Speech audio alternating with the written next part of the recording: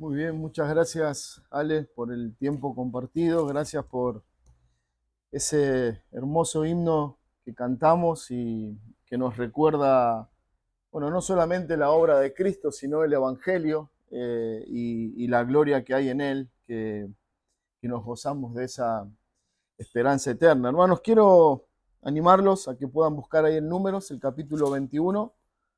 Como venimos haciendo ya hace varios domingos, seguimos en el estudio, en esa serie que tiene que ver con ver a Cristo en el Antiguo Testamento y no lo hacemos desde una teoría forzada, humanamente armada para que, bueno, las cosas digan lo que nosotros queremos decir, sino que lo precioso es que Cristo está ahí claramente identificable, plasmado en cada pasaje, en cada historia, y es lo que tiene que ver con la tipología bíblica, ¿no? La tipología bíblica nos enseña y nos recuerda que Dios en su intención soberana fue dejarnos rastros, señales, figuras de Cristo en cada historia, en cada personaje del Antiguo Testamento, ¿no? Y eso es precioso porque es el propósito al que hemos sido llamados. Pablo dice que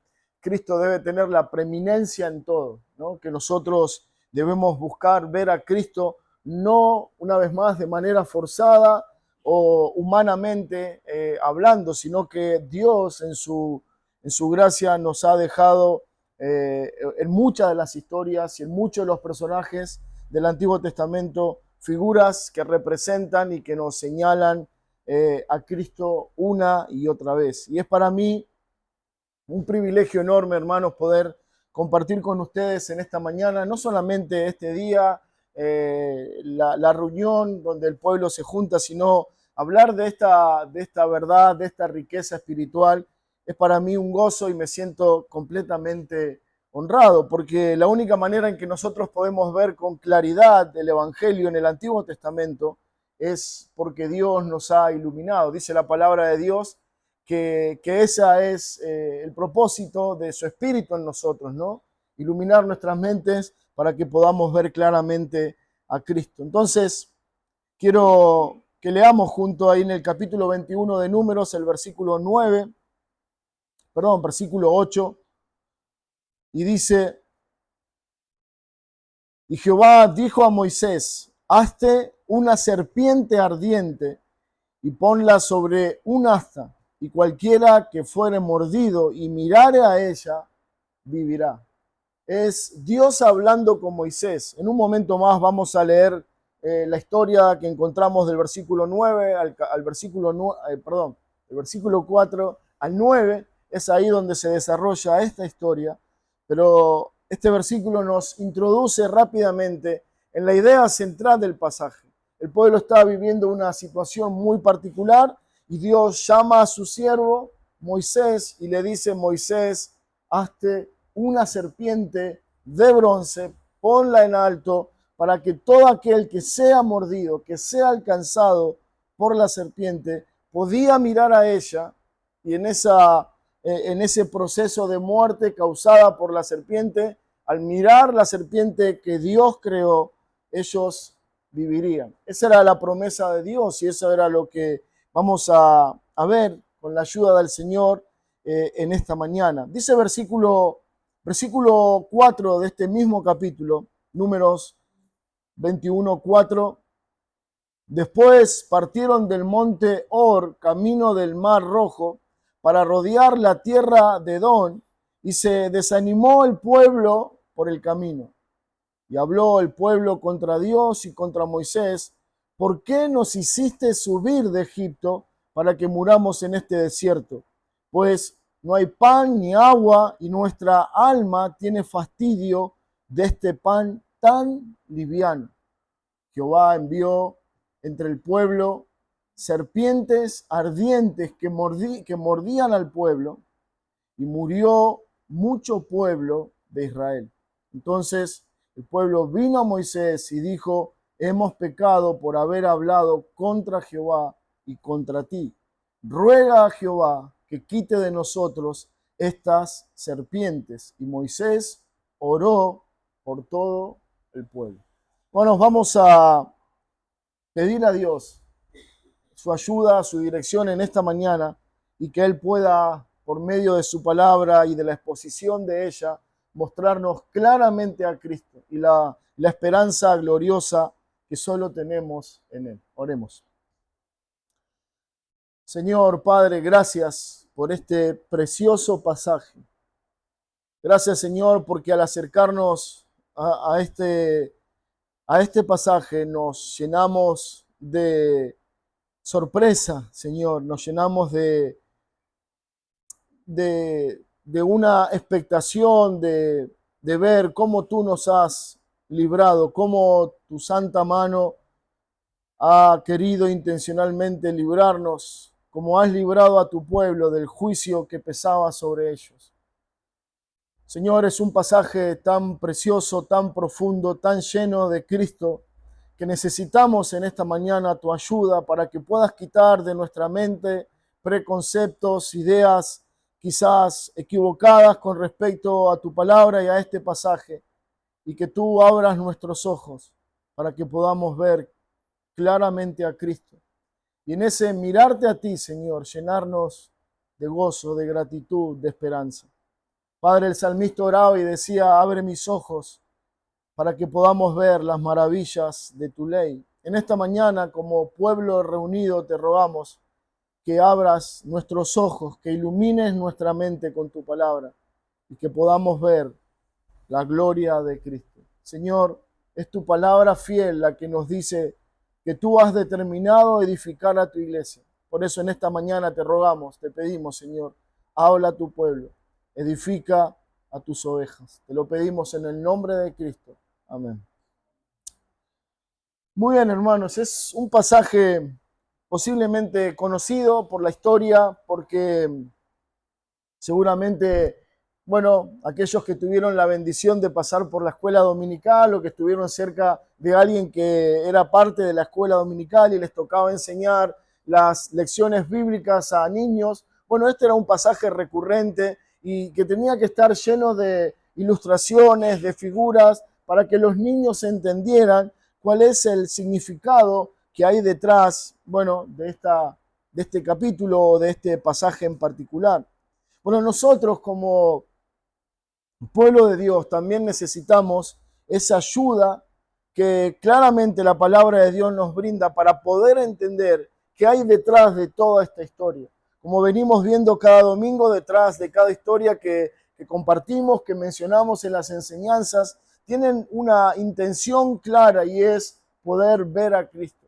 Y creo que este pasaje de manera especial nos ayuda a poder ver claramente que la intención de Dios en esta historia, que no es una historia, no es un mito, no es una fábula, sino que fue algo que realmente sucedió. El propósito de Dios no solamente era ese trato particular con el pueblo, como leíamos, a causa de su pecado, de su obstinación, de su rebelión para con él, sino que al final de cuentas, Dios nos mostraría que esto era una enseñanza, una historia que el pueblo vivió de manera genuina, pero que también nos apuntaba a Cristo. No solamente apuntaba a Cristo como la serpiente, sino que apuntaba a nosotros como ese pueblo condenado que no tiene esperanza, o mejor dicho, que no teníamos esperanza, hasta que pudimos mirar a Cristo y encontrar en Él vida eterna. Bueno, el título de la enseñanza en esta mañana es Mira a Cristo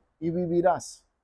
Mira a Cristo y vivirás. Bueno, como ya hemos leído, el primer punto en esta mañana es el desprecio, es el pecado que nos lleva a la rebelión. Este es el primer punto, el primer encabezado para nosotros en esta mañana y lo encontramos a partir del versículo 4, donde dice que después que ellos salieron del monte de Or, camino al Mar Rojo, tuvieron que rodear la tierra de Edom y se desanimó el pueblo por el camino.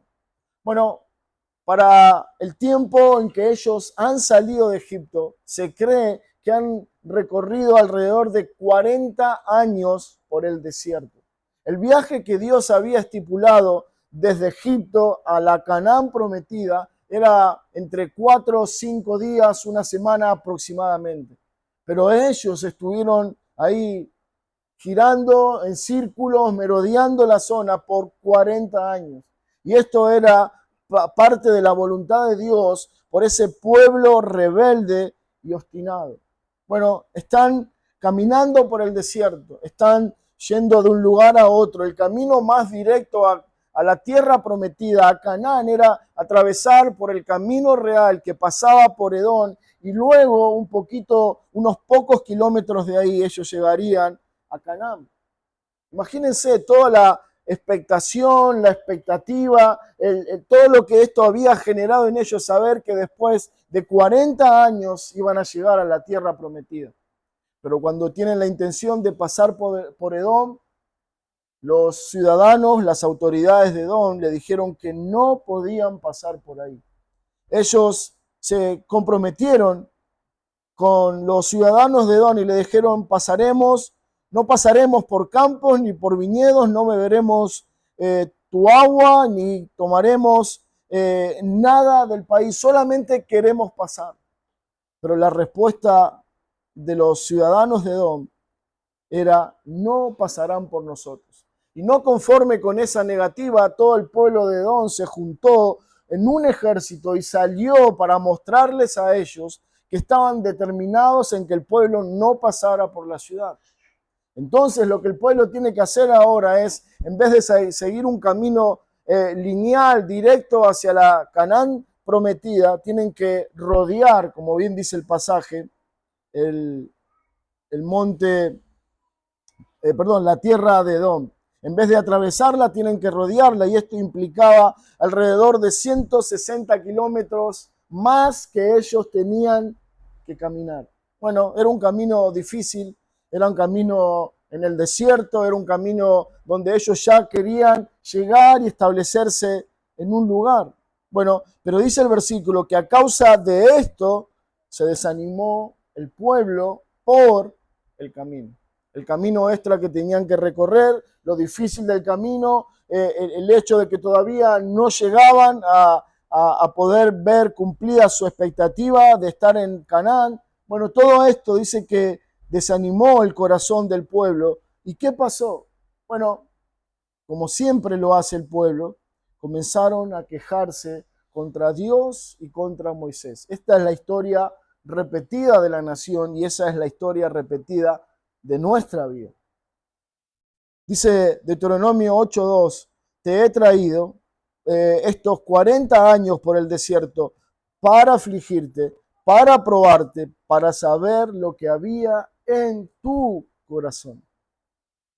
Uno puede leer este pasaje y aplicarlo rápidamente a la condición espiritual del pueblo, de la nación de Israel, y decir: sí, porque estos israelitas eran duros de corazón, eran rebeldes, eran obstinados, todo el tiempo están quejándose contra Dios. La verdad, hermanos, que cuando nosotros miramos nuestra propia vida, nuestro propio corazón, lo interno de nuestro ser, esas conversaciones que nadie escucha, esos cuestionamientos que hacemos en nuestra mente contra Dios, que nadie los conoce, expresan un corazón similar al de Israel. Nos quejamos contra Dios. Generalmente, todo el tiempo nuestra vida está acompañada por esta melodía de queja, de reclamo contra Dios. ¿Por qué me toca esto? ¿Por qué nosotros? ¿Por qué a mí? ¿Por qué yo? ¿Por qué a mí no? Bueno, todo el tiempo nos estamos quejando contra Dios. Y Dios dice que Él les preparó de alguna manera intencional ese camino largo, ese camino extenso, para que ellos pudieran comprobar lo rebelde de su corazón. Y creo que muchas veces Dios, en su misericordia, permite situaciones en nuestra vida como si fuera un camino largo, para que nosotros podamos conocernos, para que podamos ver nuestra incredulidad, nuestra falta de confianza, nuestra falta de descanso en Dios. Pero Dios no lo hace como una disciplina, lo hace como una gracia, lo hace para que nosotros podamos ver nuestra maldad, nuestra incredulidad, ir a Él y pedir su ayuda, confesar nuestro pecado y entonces seguir adelante en su voluntad. Bueno, el camino largo en el caso de Israel fue el medio por el cual Dios está probando el corazón de ellos. No porque Él necesita conocerlo, sino porque Él quiere sacar a luz lo que hay en su corazón. Pero bueno, ellos, en vez de clamar a Dios, esperar en Él, recuerden, hermanos, 40 años en el desierto, no solamente fue un tiempo en que Dios trató de manera especial con el pueblo, son 40 años donde ellos en cada momento de estos 40 años podían comprobar la fidelidad de Dios, el poder de Dios, los milagros de Dios, el cuidado de Dios, la provisión de Dios. Todo esto debería ser suficiente información para que ellos ante cualquier problema postrarse sobre su rostro y pedir a Dios su ayuda. ¿Pero qué hacen? Bueno, no es esto lo que hacen, sino que comienzan a quejarse contra Dios. Alguien dijo, es increíble cómo el corazón humano tiende a olvidar lo que debe recordar y recordar lo que debe olvidar. Es nuestra tendencia natural. Nos olvidamos de la bondad de Dios, nos olvidamos de su fidelidad, nos olvidamos de su cuidado, de su provisión, de que Él es fiel y que Él es fiel a pesar de nosotros. Nos olvidamos rápidamente quién es Dios. Y esto es lo que está pasando en el pueblo. Ellos se han olvidado de las obras milagrosas en Egipto que Dios había hecho. Olvidaron la provisión diaria de agua y de pan que Dios les había dado y ahora están quejándose contra Él. Dice el Salmo 106, pronto olvidaron sus obras y no esperaron su consejo.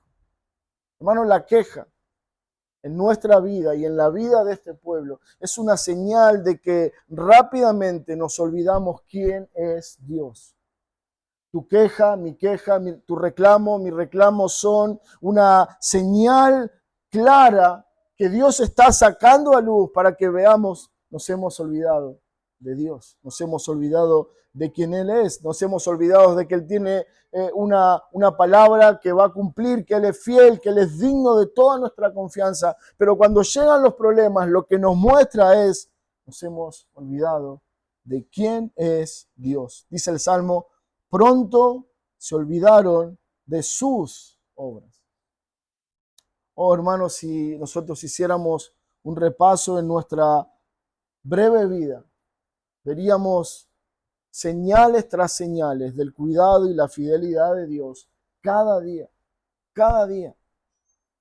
Ellos no habían llegado a esta instancia del camino por su fuerza. No es que ellos se habían levantado en armas contra el ejército de Egipto y Faraón y se habían librado por sí mismos. No, había sido la mano poderosa de Dios que los sacó de Egipto. Pero ahora ellos se han olvidado de que no fue en sus fuerzas que llegaron ahí. Se han olvidado de que Dios los había guardado. Se han olvidado de que Dios los asistió, los protegió y que están ahí a pocos pasos de la tierra prometida por la fidelidad de Dios en ellos. Hermano, en esta mañana yo quiero que nosotros pensemos que hemos llegado hasta este día, no por tus fuerzas, no por tu capacidad, no por tu sabiduría, no por tu astucia, no porque eres una persona precavida y cuidadosa, no, has llegado hasta este día porque Dios ha sido fiel con tu vida. Sí, quizás muchos hemos llegado a los tumbos, como dice el mundo, golpeados por la vida. Pero eso no quita que Dios nos ha guardado y que a pesar de las cosas que nos han tocado vivir, Dios ha sido extremadamente fiel con nosotros. Bueno, dice el pasaje que ellos, lejos de confiar en Dios, se desanimó el corazón del pueblo. Bueno, luego dice que a causa de este desánimo, el pueblo habló contra Dios y contra Moisés. Esta palabra, el desánimo del pueblo, tiene que ver en la idea original como que ellos perdieron la paciencia. Es como que ellos están diciendo, bueno, Dios, estamos cansados de tus propósitos para nuestra vida. Señor, estoy cansado de que venga un problema tras otro problema. Estoy cansado de que tu voluntad sea lo que se haga en mi vida.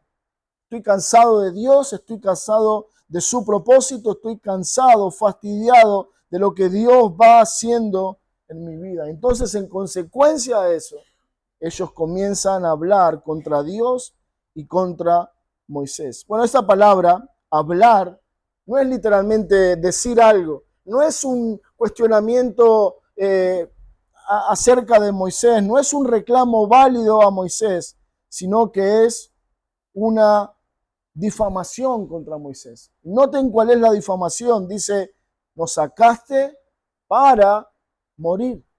O sea, ellos están diciendo que la intención de Moisés, que la intención al final de Dios al sacarlo de Egipto era que ellos sufrieran, que ellos estuvieran ahí a poquito tiempo de morir. Dice, la intención de Dios, ellos están diciendo así, la intención de Dios es que nosotros muramos en el desierto. Es increíble cómo la cabeza humana reacciona frente a circunstancias que no son contrarias.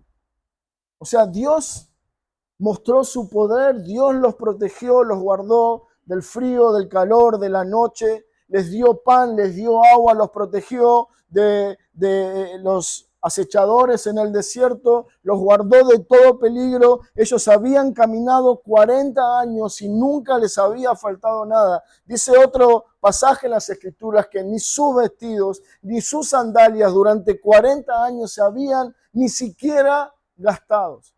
Pero a pesar de eso, a pesar de que Dios le había dado sobradas pruebas de su amor, su compasión y su fidelidad con ellos, dice, Dios los sacó para morir. O sea, ellos están diciendo, Dios tiene malas intenciones con mi vida. Dios quiere lo malo para mí. Dios quiere hacerme daño. Dios no es bueno. Dios no tiene un propósito santo para mi vida. Bueno, ese es el reclamo de ellos, pero es también nuestro reclamo muchas veces. Bueno, esta murmuración que ellos están haciendo hacia Moisés y hacia Dios es una prueba que se viene repitiendo a través de toda la historia. Muestran su ingratitud y muestra su desconfianza con Dios. No conforme con acusar a Dios de un Dios malvado, de un Dios severo, de un Dios que tiene malas intenciones con ellos. Ellos dicen, nuestra alma tiene fastidio de este pan liviano. ¿Qué es el pan liviano? Bueno, el pan liviano es una referencia al maná, que otra parte en las Escrituras lo llama comida de reyes. Para ellos, lo que Dios le daba providencialmente cada día para que ellos comieran y no murieran de hambre, para ellos ahora, por toda esta situación, por su fastidio, por su enojo, por su incredulidad, dice, este pan es un pan sin valor. Es un pan del cual estamos cansados. En otras palabras, ellos están diciendo, estamos fastidiados, estamos cansados de la provisión de Dios. Bueno, y este es como dar un paso al extremo de la gravedad de su pecado, de su rebeldía contra Dios. Ellos se habían alimentado por 40 años de ese pan. Ese pan los había sostenido. Ese pan era una prueba de la provisión y fidelidad de Dios con ellos.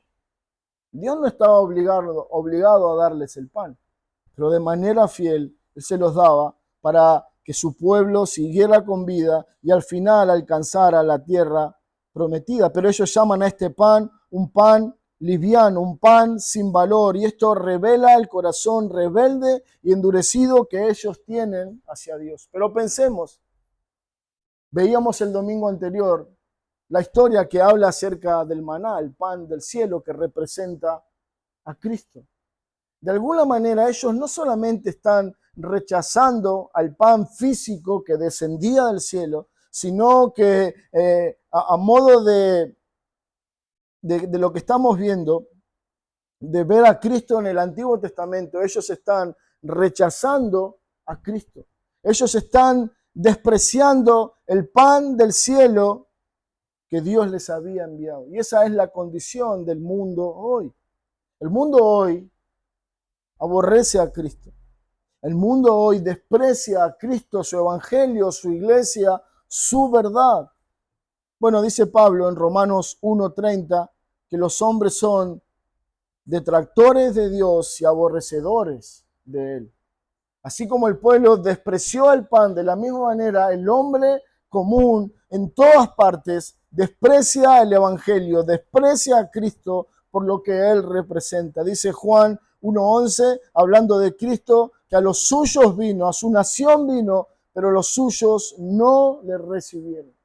Así como el pueblo rechazó el pan del cielo, el hombre hoy dice, Cristo para mí es insignificante. Lo que Él dice, sus demandas, su evangelio es algo sin valor, es algo sin importancia. Isaías 53, muchos siglos después, hablando del siervo sufriente que iba a venir, dice que él sería despreciado y desechado entre los hombres y que no sería estimado por los hombres. Y eso es lo que ha pasado y lo que pasa todo el tiempo cuando alguien le presenta el evangelio de Cristo y hablamos de ese Cristo que vino a morir en la cruz del Calvario para salvar a todos los que creen en Él. Bueno, alguien dijo, el mayor de los pecados es despreciar la provisión de Dios en Cristo. El mayor pecado que alguien puede cometer contra Dios es despreciar el pan del cielo que le está enviando en Cristo. Así como Israel despreció el maná, muchos desprecian hoy la palabra, el evangelio y aún al mismo Cristo. Bueno, Hebreos 10:29 dice, ¿cuánto mayor castigo pensáis que merecerá el que pisoteare al Hijo de Dios y tuviere por inmunda la sangre del pacto? Bueno, el castigo que Dios va a traer sobre la nación es porque ellos están despreciando el pan, están despreciando la provisión de Dios, están quejándose contra Dios y dicen, este pan es liviano. Ahora nosotros nos trasladamos al libro de Hebreos. El libro de Hebreos tiene la intención de exaltar a Cristo y demostrar una vez más al pueblo judío que Cristo es el centro de la historia, que Él es el hombre importante en el cual nosotros debemos poner nuestra fe y nuestra esperanza. Pero Él dice a modo de advertencia que todo aquel que considere inmundo o que desprecie la sangre derramada de Cristo será digno de castigo de muerte. Y Él dice, ¿qué castigo merecerá aquel que pisoteare al Hijo de Dios, que despreciare al Hijo de Dios, que tuviere por inmunda su sangre? Bueno, el pecado siempre nos lleva a ese lugar, a despreciar a Dios. Y quizás nosotros como pueblo redimido de Dios, no andamos por la vida despreciando verbalmente a Cristo, ni manifestando nuestro enojo o nuestra enemistad con Él. Sí, decimos que somos su pueblo, nos reconocemos como parte de su familia, la iglesia, pero muchas veces nuestras actitudes en el corazón, nuestras reacciones es como la reacción que el pueblo está tomando ahí en el camino del desierto.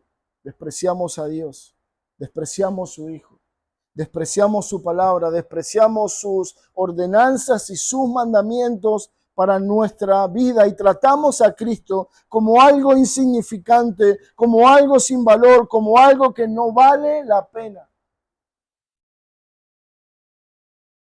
¿Qué significa Cristo para ti? No nos referimos a qué es lo que la iglesia te exige, no nos referimos a qué te podemos exigir nosotros como parte de la iglesia, sino te pregunto en lo personal, en lo íntimo, ¿qué significa Cristo para ti? Porque de eso se trata la enseñanza en esta mañana. ¿Quién es Cristo para ti? ¿Es algo de valor? ¿Es algo que reconoces como que Dios te lo ha dado, como el mayor de los regalos, como el mayor de los tesoros o como el pueblo de Israel? Es algo que nosotros despreciamos. Lo despreciamos con nuestra conducta de vida, lo despreciamos con nuestra falta de compromiso, lo despreciamos con nuestro desinterés hacia Él y su palabra, lo despreciamos con nuestro desinterés hacia su esposa, la iglesia de Cristo. Si amas a Cristo, debes amar todo lo que Él representa, todo lo que Él espera de nosotros es lo que debemos anhelar de todo corazón. Pero ellos dijeron, estamos hastiados de este pan liviano.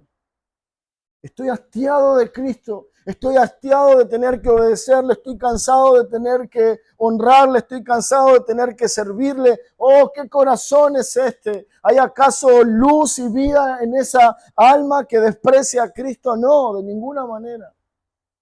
Porque aquel que le conoce, le ama aún con su propia vida.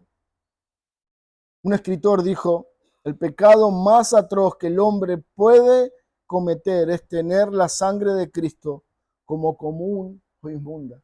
La razón por la que amamos a Cristo es porque Él nos ha amado primero, pero también al recordar que Él derramó su sangre por nosotros. Le amamos más. Le amamos por su sufrimiento, le amamos por su entrega, le amamos por su determinación a venir a salvar a un pueblo rebelde como nosotros.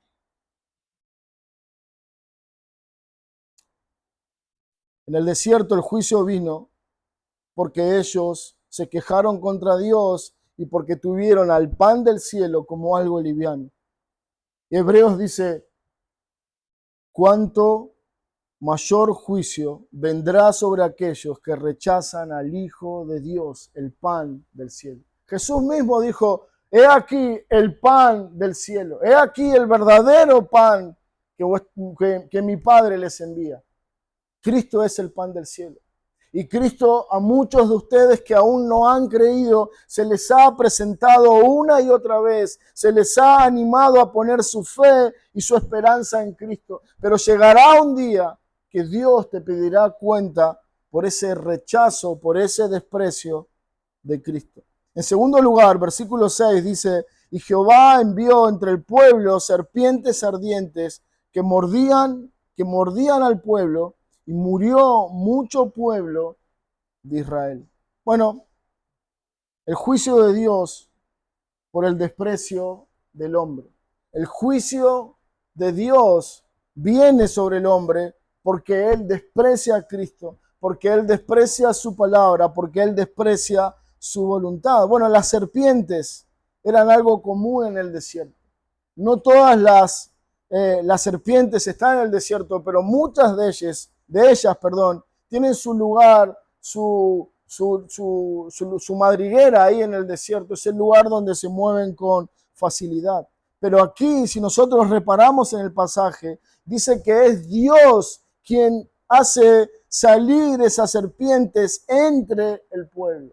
Es interesante porque no es que vinieron, sino que dice que salieron ahí entre el pueblo. Él las reúne, Él las multiplica y Él las usa como un instrumento de juicio sobre ellos. El texto señala y enfatiza, Jehová envió. Hay una intención en el autor en demostrarnos, hacernos captar la atención en que fue Dios, la determinación, la orden de Dios, el mandato de Dios, lo que dijo serpientes, y las serpientes comenzaron a salir a montones y comenzaron a picar, a morder al pueblo, a tal punto que dice que hubo mucho pueblo que murió por la mordida de la serpiente. Esto es consecuencia de su rebeldía, esto es parte del juicio de Dios sobre ellos por su desprecio hacia Dios.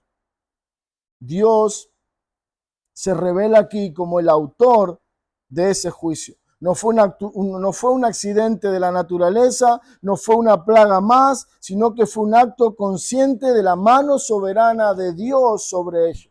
Dios está completamente interesado en que nosotros entendamos, fue mi mano, fui yo quien juzgó a este pueblo con serpientes. Dice Amós 3:6, ¿habrá algún mal en la ciudad el cual Jehová no haya hecho? Estas serpientes surgieron por el mandato de Dios como parte de su juicio contra un pueblo rebelde. Las serpientes eran una señal del juicio directo de Dios contra el pueblo. Dios mismo está levantando su mano contra la nación. Y esto nos enseña que Dios no es indiferente con el pecado de su pueblo. Hebreos 12 dice que Dios al que ama disciplina y corrige a todo aquel que tiene por hijo. Pero en este caso en particular, Dios no es indiferente al pecado y la obstinación de su pueblo. Dios no es indiferente a la ingratitud de su pueblo. Y Dios no es indiferente al desprecio de su hijo. Por eso dice él que a causa de esto comenzó a enviarles serpientes ardientes que mordían y mataban al pueblo. Dios está actuando activamente en este juicio y así actuará al final contra todos los hombres por el desprecio que el hombre está haciendo de Cristo y su palabra. Dice Hebreos 10:31 que es cosa horrenda caer en manos del Dios vivo. Y seguramente lo que ellos están viviendo en esta situación tan particular, ese dolor, esa serpiente, ver todo el entorno, ver la familia, ver los amigos, ver cómo todos están cayendo una y otra vez, picados, mordidos por la serpiente, era una prueba de ver el juicio severo de Dios contra ellos. El escritor a los Hebreos dice que es cosa horrenda caer en las manos de Dios. Es algo terrible, es algo que no podremos soportar. Dice Juan 3:36, que el que rehúsa creer en el Hijo no verá la vida, sino que la ira de Dios está sobre él. Y esto es lo que le espera a todos aquellos que no creen en Cristo. Lo que en segundo lugar nos dice este versículo 6 que estamos leyendo, no solamente que serpientes surgieron entre el pueblo y mordieron al pueblo, sino que eran serpientes ardientes. Bueno, esto tiene que ver con que al momento de morder, la sensación que ellos producían en el pueblo era como una quemazón, como un ardor que corría por todo su cuerpo. La mordida de la serpiente era como una sensación de fuego en todo el cuerpo. Por eso la frase serpientes ardientes. Dice que la reacción que producía era una gran hinchazón en el lugar de la mordida, y luego era ese ardor en el cuerpo, y luego al final llegaba la muerte. El veneno de la serpiente nos lleva a considerar un cuadro del pecado que nos envenena y nos mata. El veneno de la serpiente, esa serpiente ardiente, es un cuadro del hombre mordido por el pecado, inyectado en nosotros esa maldad que nos lleva a la muerte, al dolor, a la desesperación para siempre. Bueno, la mordedura de la serpiente producía dolor, agonía y muerte. ¿No es acaso este el mismo efecto que el pecado produce en nuestras vidas? ¿No es esa la sensación constante que tenemos en nuestra vida de dolor, de agonía y de muerte? ¿No es acaso eso lo que el pecado produce en el mundo? Sí, claro, es eso lo que vemos. Es eso lo que vemos en cada persona con la que hablamos. Vemos en ellos desesperación, vemos dolor, vemos angustia y vemos que al final su camino le conduce a la muerte. Cuando el pecado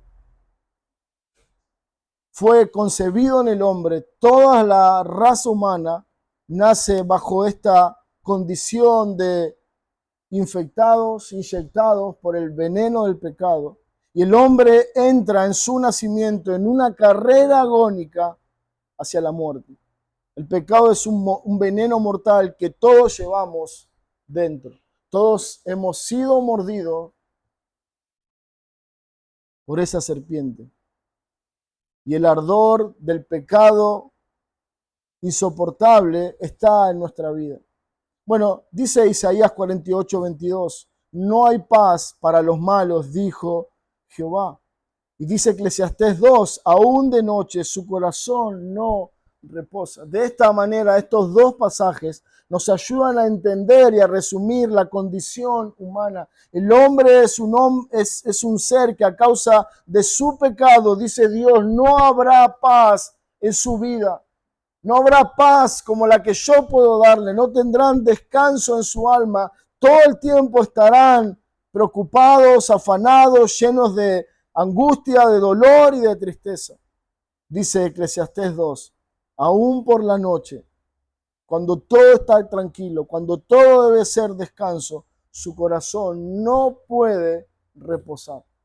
No hay descanso para el hombre. ¿Por qué? Porque esa es la consecuencia de nuestro pecado. No hay descanso para nuestra alma, no hay descanso para nuestra mente, no hay descanso para nuestro corazón. De la misma manera, el pueblo cuando fue mordido comenzó a sentir ese ardor, ese dolor, esa agonía de muerte. De la misma manera, el hombre, a causa del pecado en él, tiene esta condición de vida, una vida miserable. Una vida llena de dolor y de angustia, y es por causa de su pecado.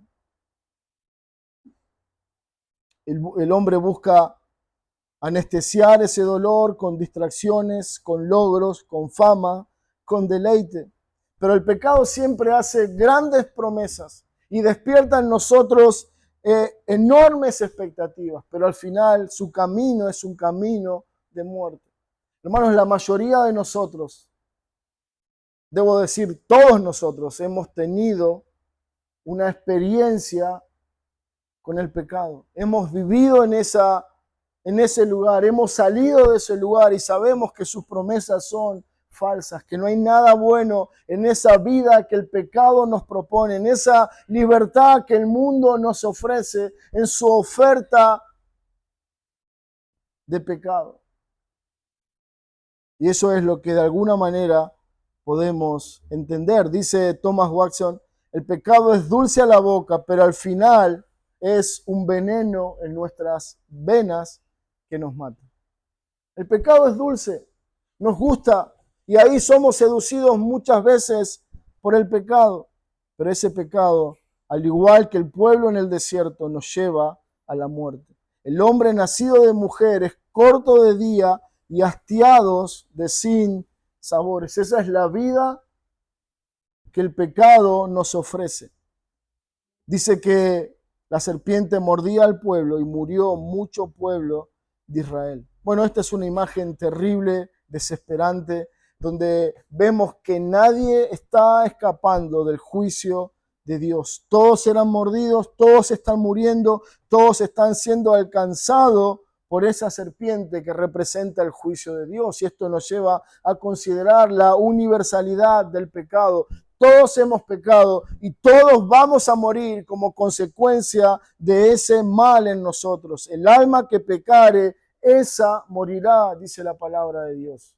Eso es lo que te espera, así como el pueblo fue mordido, alcanzado por la serpiente y posteriormente moría. De la misma manera, cualquier pecador sin Cristo no solamente morirá físicamente, sino que morirá eternamente. Y esto representa una separación por siempre de Dios. La paga del pecado es muerte.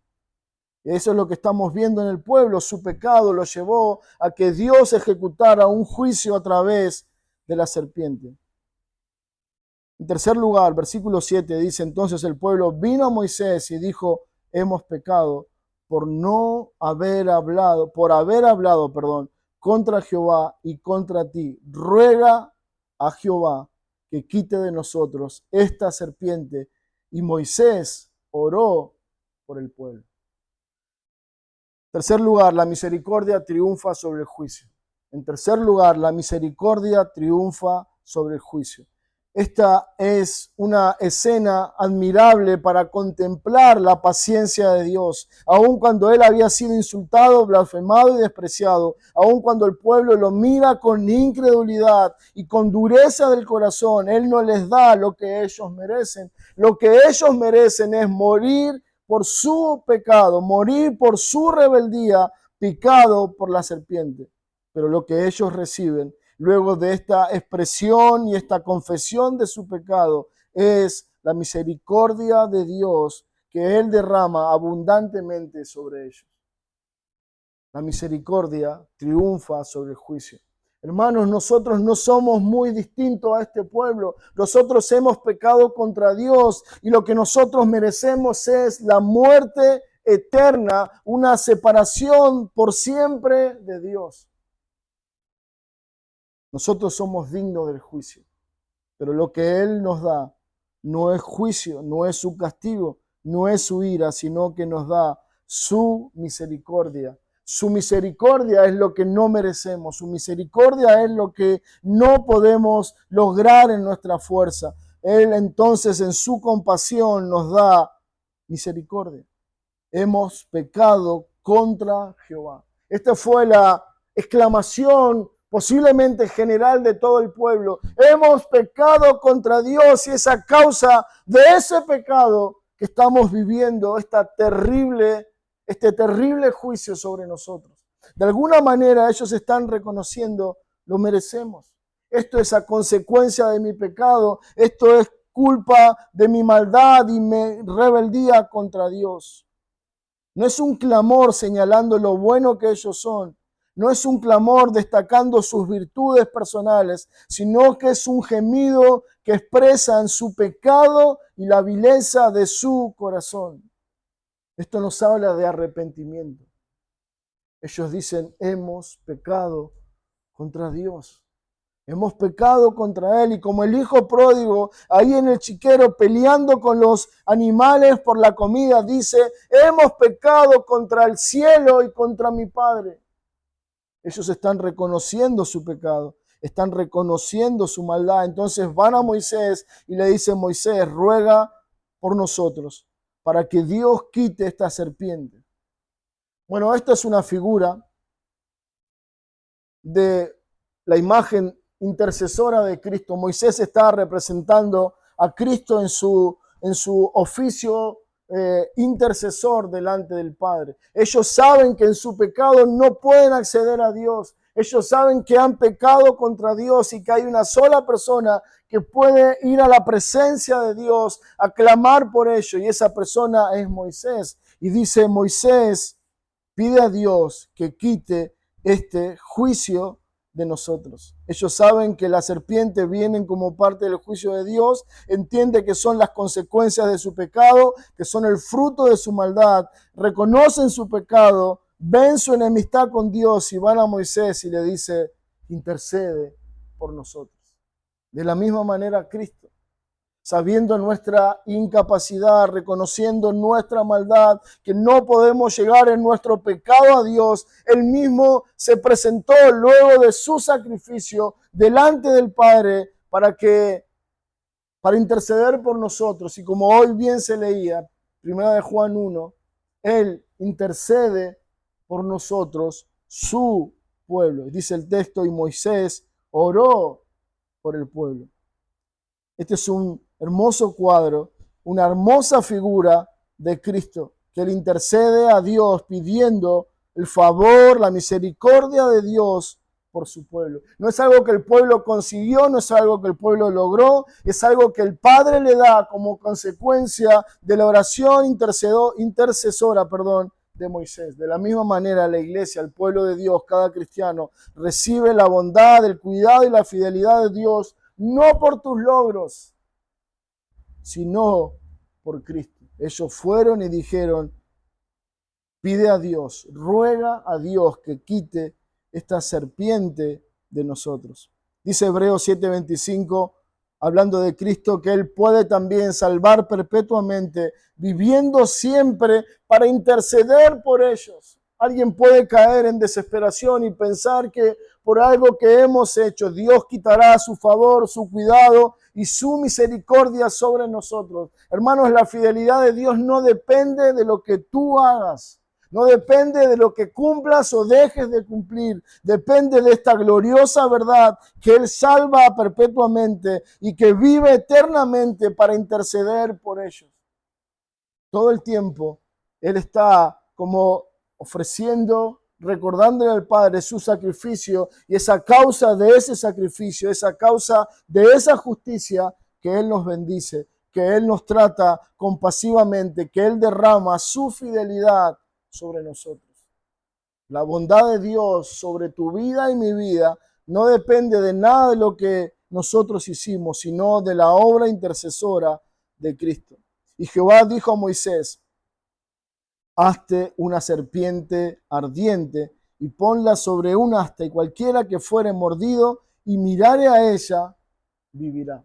¿Se dan cuenta de lo que está pasando? El pueblo está muriendo por la mordida de la serpiente. El pueblo reconoce su pecado y va a Moisés para que interceda por ellos delante de Dios. Una vez que Moisés va, solamente ahí Dios comienza a ofrecerles un antídoto, un medio de salvación, y le dice: hazte una serpiente de bronce, una serpiente ardiente, y ponla, sobre un asta, y cualquiera que fuere mordido puede mirar a ella y vivirá.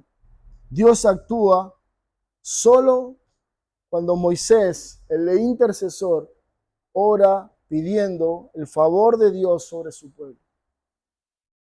Y esto fue de la misma manera con Cristo. Cristo es el que murió, pero también el que intercede todo el tiempo por nosotros. Así como Moisés se presentó a orar a Dios para que librara al pueblo del juicio, de la misma manera Cristo intercede por nosotros. Él intercede por tu vida para que Dios te guarde y sea fiel en cada una de sus promesas. La salvación viene de Jehová. Fue Dios quien dijo a Moisés: hazte una serpiente ardiente. No fue una idea de Moisés, no fue Moisés quien creó el antídoto ni el medio para salvar al pueblo, no fue Aarón ni ninguna persona en particular, sino que Dios fue el que proveyó ese medio, la serpiente, para la salvación de todo aquel que mirara a ella. Dios no quita la serpiente. ¿Se dieron cuenta de eso? No las quitó. Las serpientes seguían ahí. Las serpientes iban a picar a los integrantes del pueblo. Pero en la medida que eran picados, estaba esa serpiente puesta en lo alto para que miraran con fe a esta serpiente. Y entonces cualquiera que fuera mordido, al mirar a ella, viviría. No se requería una obra en particular, no había necesidad de esfuerzo, ni de sacrificio, ni de méritos humanos. Solo tenían que mirar la serpiente. Solo tenían que mirar con fe, confiando, creyéndole a lo que Dios estaba diciendo. La serpiente fue puesta sobre un asta visible a todos. No había que entrar en el templo, no había que cumplir con cierto ritual, solamente tenían que levantar sus ojos y mirar con fe al medio que Dios había provisto para salvación. Hermanos, un cuadro precioso de Cristo. Un cuadro hermoso del Evangelio, de la obra redentora de Dios. No hay nada que nosotros podamos hacer para librarnos de la opresión y de el veneno mortal del pecado en nosotros. Solamente mirar a Cristo. Solamente poner nuestra confianza y nuestra esperanza en Él. Posiblemente muchos en el pueblo murieron por incredulidad, por no creerle a Dios, negándose a poner su mirada en la serpiente. Posiblemente muchos reclamaban y decían: ¿por qué Dios ha pedido esto? No hay otra manera más fácil, no hay otra manera más religiosa de hacerlo. Pero Dios dijo que solamente tenían que poner su mirada en la serpiente. Esto nos lleva a pensar en la obra gloriosa de Cristo. Cristo mismo lo declaró así, dijo: como Moisés levantó la serpiente en el desierto, así es necesario que el Hijo del Hombre sea levantado para que todo aquel que en Él cree no se pierda, mas tenga vida eterna. Estamos viendo a Cristo en el Antiguo Testamento y estamos viendo cómo el mismo Cristo está avalando esta enseñanza en el Antiguo Testamento. Moisés levantó la serpiente. De la misma manera, el Padre levantará a Cristo para que todo aquel que en Él cree no se pierda, sino que tenga vida eterna. Oh, recuerden que el veneno del pecado está en nuestras venas. Tu conciencia está siendo hostigada, presionada, tu alma desfallece y el camino en el que estás transitando es un camino de muerte. Y como el pueblo en el desierto, ya estás mordido por la serpiente. Estás en el camino del juicio de Dios para tu alma. No hay escapatoria, no hay medicina, no hay antídoto para librarte del juicio de Dios. Solamente tienes que poner tu mirada en Cristo. Mira a Cristo y vivirás. Dios ha levantado a su Hijo para que todo aquel que lo mire con fe sea librado eternamente de la muerte y del juicio que Dios enviará sobre todos los que no han creído en Él. Por último, versículo 9 dice, y Moisés, conforme a lo que Dios le había dicho, hizo una serpiente de bronce y la puso sobre un asta. Y cuando alguna serpiente mordía a alguno, miraba a la serpiente de bronce y vivía. El versículo 8 es lo que Dios había mandado, el decreto de Dios, mas ahora está como la confirmación, está como reafirmando que lo que Dios dijo era verdad. Mira a Cristo y vivirás. No es algo que nosotros tenemos la esperanza de que sucederá. Es algo que nosotros creemos en lo más profundo de nuestro ser. Si hay alguna certeza en nuestra vida es esta. Mira a Cristo y vivirás por siempre. Mira a Cristo y tu vida cambiará para siempre. Parece una ironía de la historia que el mismo instrumento que Dios está usando para castigo, la serpiente, ahora por voluntad de Dios, se transforma en un medio de salvación. ¿Qué es lo que está dando muerte al pueblo? La serpiente. Pero es ahora la serpiente que Dios manda a confeccionar a Moisés, una serpiente de bronce sobre una asta puesta en alto, es lo que ellos tienen que mirar para ser salvos. Parece algo irónico que Dios esté levantando una serpiente. Seguramente muchos de ellos al ver una serpiente huían, porque sabían que si esa serpiente los alcanzaba, morirían. Pero Dios está presentando su antídoto no en un sacrificio, no en un animal, no en un ritual, sino una serpiente de bronce levantada en lo alto. El mismo símbolo de castigo es lo que ahora se convirtió en un medio de salvación. Y esto nos hace pensar o nos lleva a pensar en la cruz del Calvario. Una hermosa figura de Cristo y de su muerte en la cruz. La cruz en la antigüedad era un elemento, un símbolo de muerte, un símbolo de maldición. Maldito todo aquel que muera colgado en un madero. La cruz no era un elemento como hoy lo usamos de adorno. No es un elemento que nos produce descanso y paz. Fue solamente luego que Cristo venció en la cruz que ese símbolo de muerte se transformó en un símbolo de vida. Lo que era un símbolo de maldición históricamente, un símbolo de juicio, fue a causa de Cristo que fue transformado en un elemento de vida. Mira a la cruz y vivirás. Mira al Cristo colgado en ella. Mira al Cristo muriendo por tu pecado y por mi pecado. Y solo entonces vivirás. La cruz es un símbolo de maldición y de muerte, pero por Cristo se convirtió en un símbolo de vida y de reconciliación con Dios. La serpiente en el desierto está inyectando muerte en todas las personas. Muchos están muriendo a diario por causa de la serpiente, pero ahora Dios les dice a ellos que tienen que mirar a la serpiente y vivirán. El objeto que les recordaba el juicio de Dios, su pecado, viene a ser ahora el lugar de su esperanza. La cruz, un lugar de vergüenza, de castigo, de maldición, se convierte para todos los que miran con fe en ese único lugar de perdón y reconciliación con Dios. ¿Qué hizo la diferencia? Cristo. ¿Qué hizo la diferencia de una serpiente con otra? Dios, Cristo. Esta serpiente está apuntando que Cristo vendría a dar vida, a dar reconciliación, a dar libertad a los cautivos del pecado. Jehová dijo a Moisés: hazte una serpiente ardiente y ponla en un asta.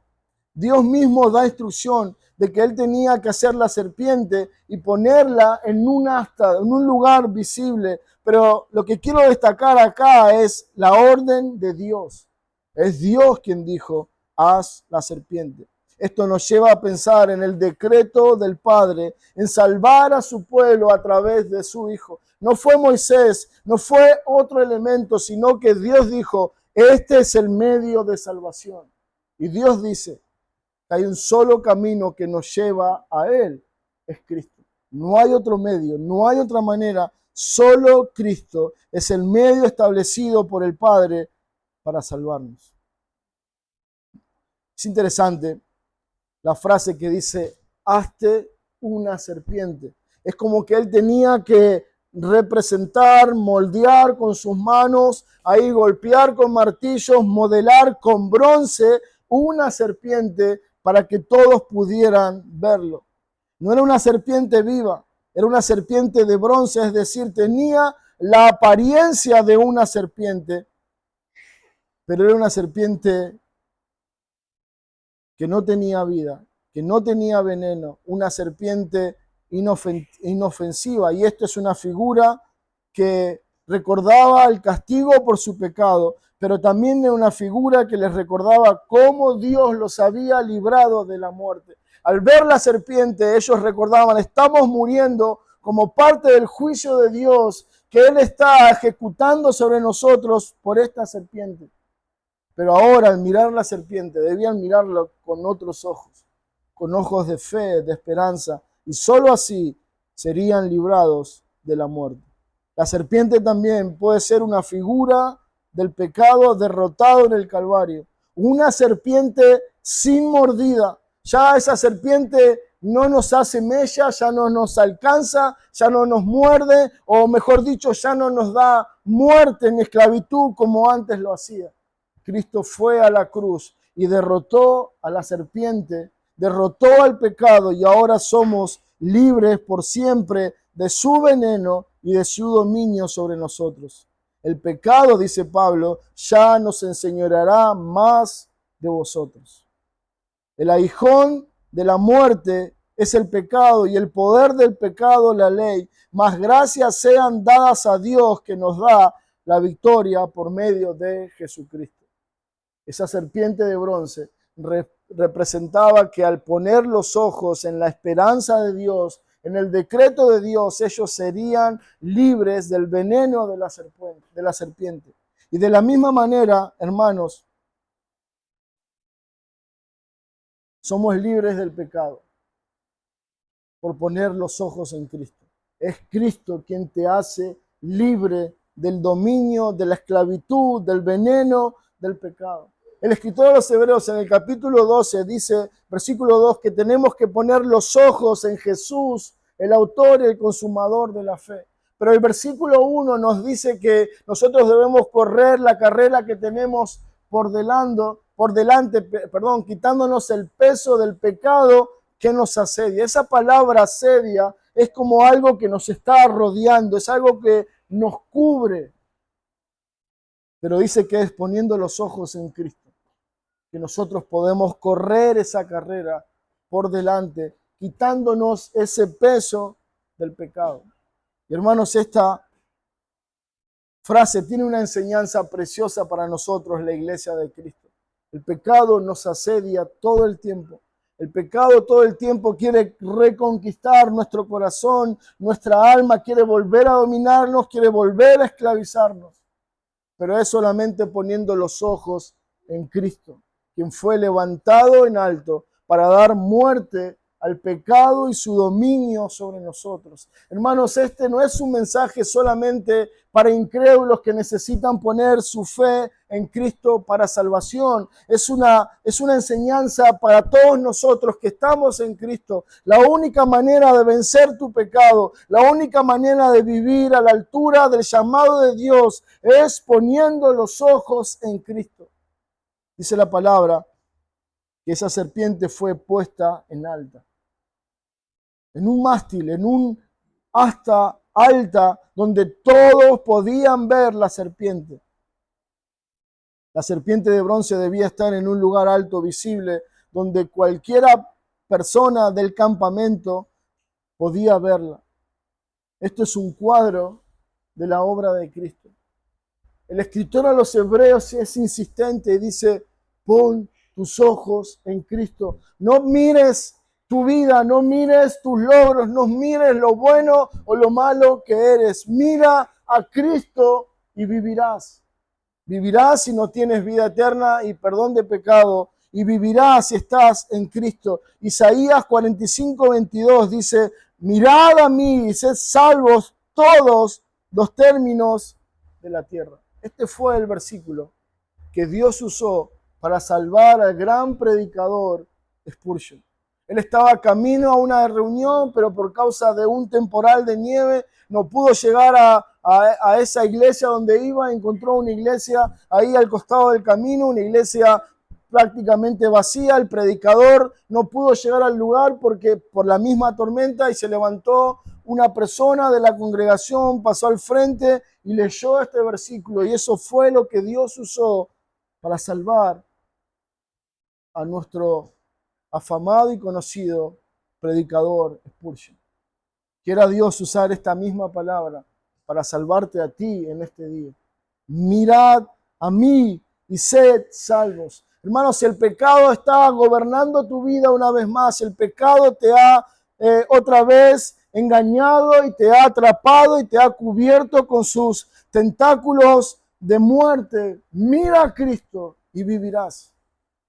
Tu pecado tiene solución en Cristo. Tu vida derrotada tiene esperanza en Cristo. Mira a Cristo y vivirás siempre.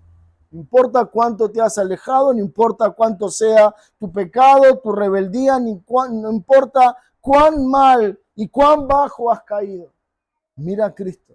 Mira a Cristo cada día y vivirás. Recuerda su sacrificio, recuerda esos logros, recuerda esas bendiciones espirituales que Él consiguió para nosotros, bendiciones inalterables. Nadie lo puede robar, nadie te lo puede quitar. Él lo consiguió eternamente para nosotros, su pueblo. Moisés levantó la serpiente en el desierto, el Padre levantó al Hijo en la cruz, y dice Cristo, así era necesario que el Hijo del Hombre sea levantado para que todo aquel que en Él cree no se pierda, mas tenga vida eterna. Lo último, hermanos, el acto de mirar, mira la serpiente de bronce y vivirás.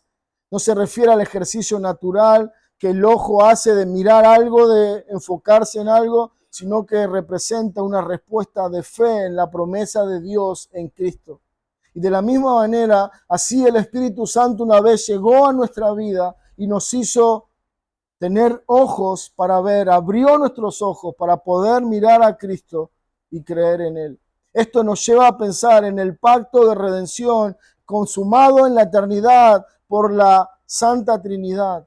Así como en el desierto, ellos tenían que mirar la serpiente. Fue Dios quien dijo que hiciera esa serpiente. El pueblo tenía que ver la serpiente levantada que representaba al Hijo, y el Espíritu era el que abría los ojos y daba fe para creer en Él. Eso es una figura del cuadro precioso de redención. El Padre decretando el medio, el Hijo levantado en alto para que todos puedan verle y creer en Él, el Espíritu abriendo los ojos para mirar y recibir vida. La cruz en el Calvario es el cumplimiento de Números 21, que nos anticipaba que el Hijo de Dios vendría en forma de hombre y sería puesto en alto para dar salvación a su pueblo sumergido en el pecado y en el juicio de Dios. Cristo es el antídoto permanente contra tu pecado. Cristo es el antídoto que te da vida. Hermanos, en esta mañana quiero animarte a que mires a Cristo. Mira a Cristo y vivirás por siempre. No solamente una vida eterna que creemos que Él nos dará, sino que al mirar a Cristo cada día, tengo la fuerza y la gracia necesaria para vivir cada día para su gloria y para su honra. Que el Señor bendiga su palabra y Él nos ayude una vez más a mirar a Cristo y vivir. Oremos. Señor Padre, gracias por este hermoso pasaje. Gracias, Señor, por esta hermosa historia que nos muestra de manera tan gloriosa, tan profunda a Cristo, su bendición, sus glorias. Señor, qué hermoso es saber que es a causa de tu Espíritu, es a causa del decreto de Dios, que un día pudimos levantar nuestros ojos y encontrar en Cristo nuestra esperanza, nuestra salvación, nuestra reconciliación. Padre, que nadie se vaya de este lugar sin esa certeza, que todos los que están aquí en esta mañana puedan saber y reconocer que hemos pecado contra ti, que somos reos de muerte, que merecemos tu juicio sobre nosotros, pero que al mirar a Cristo tenemos salvación y perdón de pecado. Padre, nosotros, tu iglesia, a diario batallamos, lidiamos con nuestra propia maldad, con nuestro propio pecado. Que sea esa batalla contra el pecado lo que nos lleve a poner los ojos en Cristo y encontrar en Él y por medio de Él victoria en nuestra vida. Señor, bendice tu palabra, bendice a tu iglesia. Te lo pedimos en el nombre de Cristo. Amén.